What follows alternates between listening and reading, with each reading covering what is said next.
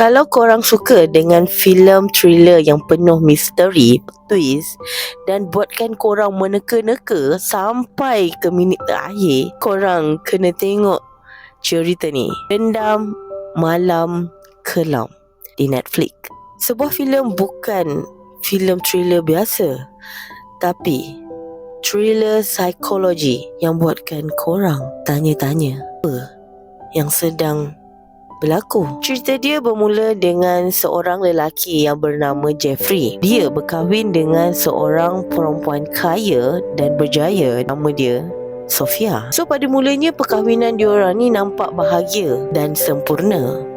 Tapi di sebalik tu, si Jeffrey ni menjalinkan hubungan sulit dengan seorang wanita muda yang bernama Sarah. Kerana tamak dan ingin hidup bersama dengan kekasihnya tu, diorang berdua ni merancang untuk singkirkan Sofia. Diorang berjaya singkirkan Sofia, tapi sesuatu tak dijangka berlaku. Sofia yang disimpan di dalam rumah mayat tiba-tiba hilang tanpa sebarang jejak. Seorang detektif bernama Arya Pradana mula menyiasat kes ni. Pada masa yang sama, Jeffrey dan Sarah pula mula dihantui dengan perasaan takut, rasa bersalah dengan misteri kehilangan mayat Sofia. Jeffrey mula merasakan yang Sofia ni masih hidup dan memerhatikan gerak-geri dia. Yang buatkan filem ni menarik, cara dia bermain dengan emosi penonton. Korang akan sentiasa tertanya-tanya,